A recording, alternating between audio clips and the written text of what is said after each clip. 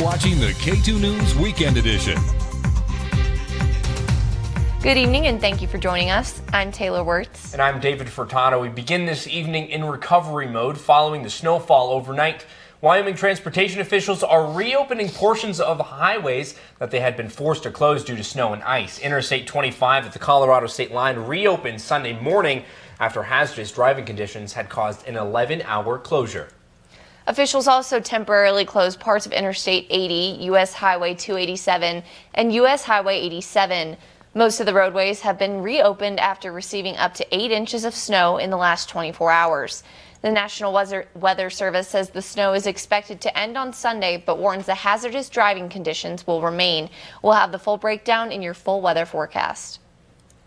And to our other top story this evening, a family in Casper is displaced after a fire broke out in their home.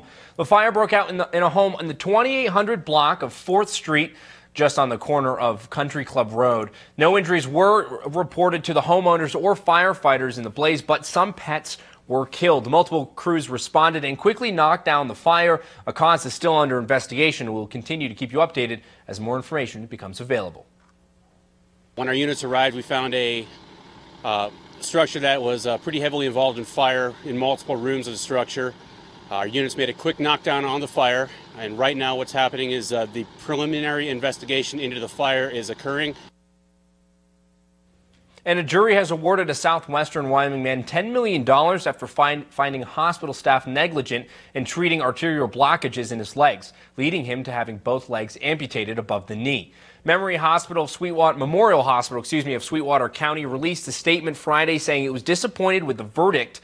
Attorneys say Daryl Menapace went into the Rock Springs Hospital on June 8th of 2013 with leg numbness and cramping. Trial testimony later found nurses were treating him for diabetes but hadn't read test results showing the arterial blockages. The attorneys argued the nurses might have questioned the doctor's delay in treating the vascular emergency. Menapace ended up at the University of Utah Hospital on June 12th where his legs were amputated due to a lack of circulation. The doctor settled with Menapace before trial.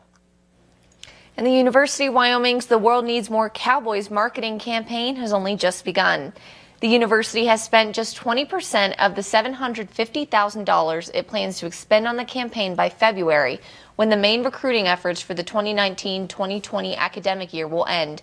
As of last week, the campaign's advertising has led to 2,124 people to sign up to receive more information about possible enrollment at the university. Some faculty urged the university to drop the campaign focusing on cowboys, a term they argued invoked an ugly history of the West. University officials will assess the campaign's effectiveness after the first year ends in February. Wyoming high schools came marching into the Casper Events Center on Saturday for the 13th annual Wyoming High School Marching Band Festival.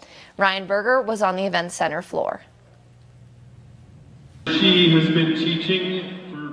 You see them everywhere, at your local homecoming, football and basketball games, and at graduation. The band members are usually some of the busiest kids in the schools, being at every single event from football, volleyball to basketball, plus doing their own concerts.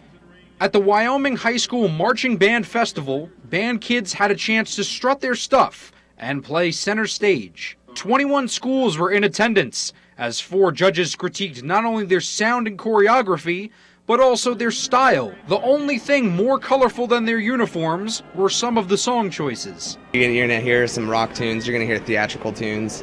Our group's doing a woman in pop show. Game of Thrones, Shrek, and even Austin Powers had pieces selected by the schools. The event is a chance to celebrate some of high school's unsung heroes. It doesn't matter if you're a powerhouse or a smaller school.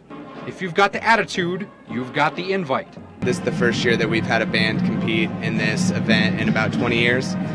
So for our band, it's all about having fun, and we can clean up the other stuff later. In Casper, Ryan Berger, K2 News.